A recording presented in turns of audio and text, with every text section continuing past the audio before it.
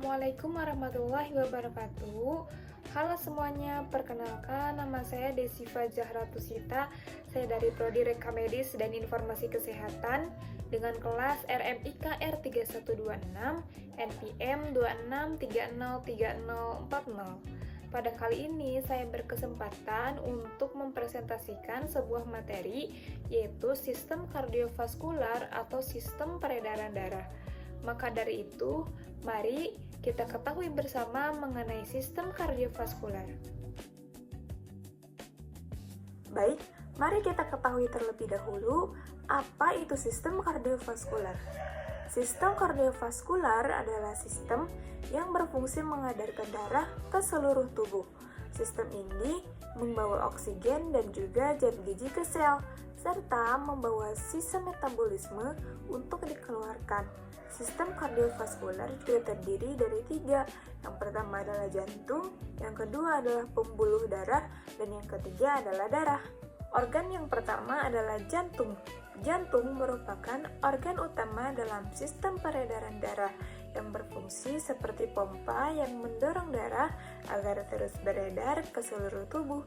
Jantung juga memiliki 4 ruang, yaitu ruang yang pertama adalah atrium kanan yang berfungsi untuk menerima darah yang banyak mengandung karbon dioksida dari tubuh. Ruang yang kedua adalah ventrikel kanan, berfungsi untuk memompa darah menuju paru-paru. Ruang yang ketiga adalah atrium kiri, yaitu untuk menerima darah yang kaya oksigen dari paru-paru. Dan ruang yang keempat adalah ventrikel kiri, yaitu untuk memompa darah kaya oksigen ke seluruh tubuh. Selanjutnya adalah katup jantung. Jantung memiliki katup yang berfungsi menjaga agar darah tidak mengalir kembali ke arah yang salah. Katup utama adalah 1. Trikospin, yaitu di antara atrium kanan dan juga ventrikel kanan. Yang kedua adalah pulmonal, yaitu antara ventrikel kanan dan juga arteri pulmonalis. Yang ketiga adalah mitral atau bicuspid, yaitu antara atrium kiri dan juga ventrikel kiri. Dan yang terakhir atau yang keempat adalah aorta, yaitu antara ventrikel kiri dan juga aorta.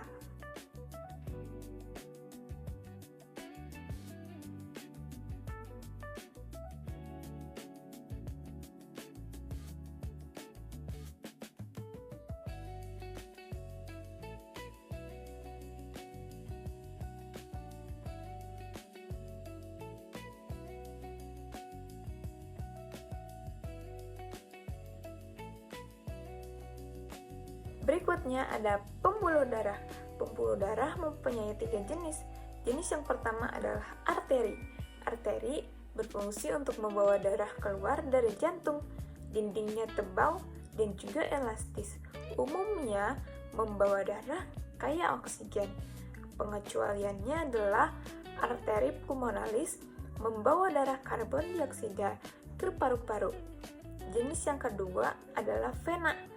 Vena berfungsi untuk membawa darah menuju jantung. Dindingnya lebih tipis, memiliki katup untuk mencegah darah mengalir balik, dan umumnya membawa darah karbon dioksida.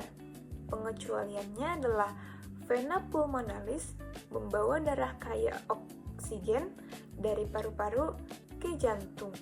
Dan jenis yang ketiga adalah kapiler. Kapiler adalah pembuluh darah yang sangat kecil, menghubungkan anterior dan venula, dan juga sebagai tempat pertukaran oksigen, karbon dioksida, zat gizi, dan sisa metabolisme antara darah dan juga jaringan.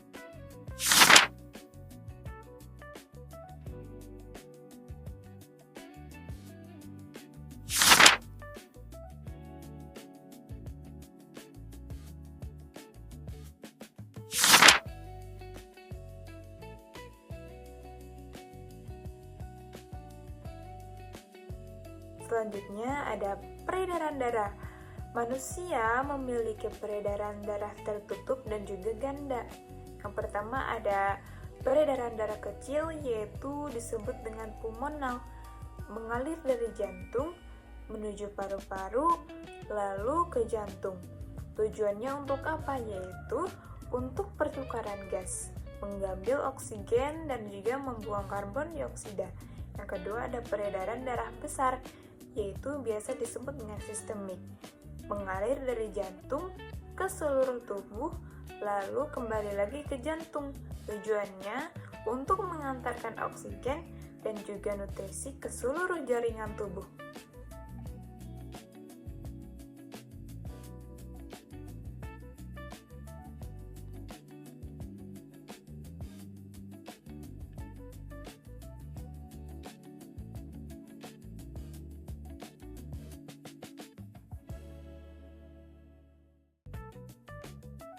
Kita juga harus mengetahui alur peredaran darah.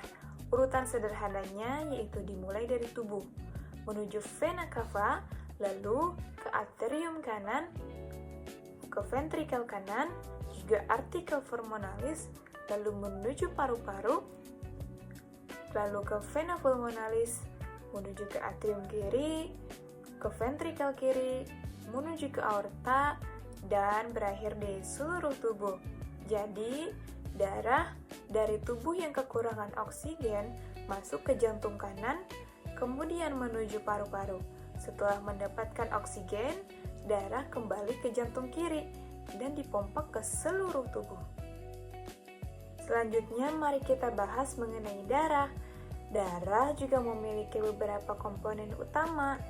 Komponen yang pertama adalah plasma darah, yaitu membawa berbagai zat seperti nutrisi, hormon, dan juga sisa-sisa metabolisme.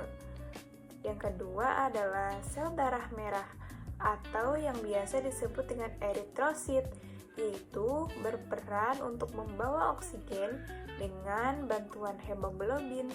Yang ketiga ada sel darah putih atau yang biasa disebut dengan leukosit, yang berperan dalam sistem pertahanan tubuh. Dan yang terakhir adalah trombosit, yaitu berfungsi untuk membantu proses pembekuan darah.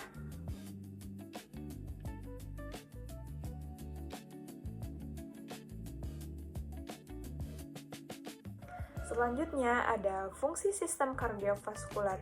Kardiovaskular memiliki banyak fungsi, di antaranya adalah yang pertama yaitu untuk mengangkut oksigen, yang kedua adalah untuk mengangkut nutrisi, yang ketiga adalah membawa hormon, yang keempat adalah mengangkut sisa-sisa metabolisme seperti karbon dioksida, yang kelima adalah membantu menjaga suhu tubuh, yang keenam adalah membantu mempertahankan keseimbangan tubuh atau homeostatis, dan yang terakhir adalah membantu pertahanan tubuh melalui sel darah putih. Nah, ternyata terdapat juga gangguan-gangguan pada sistem kardiovaskular. Gangguan yang pertama yaitu hipertensi, yaitu tekanan darah yang terlalu tinggi.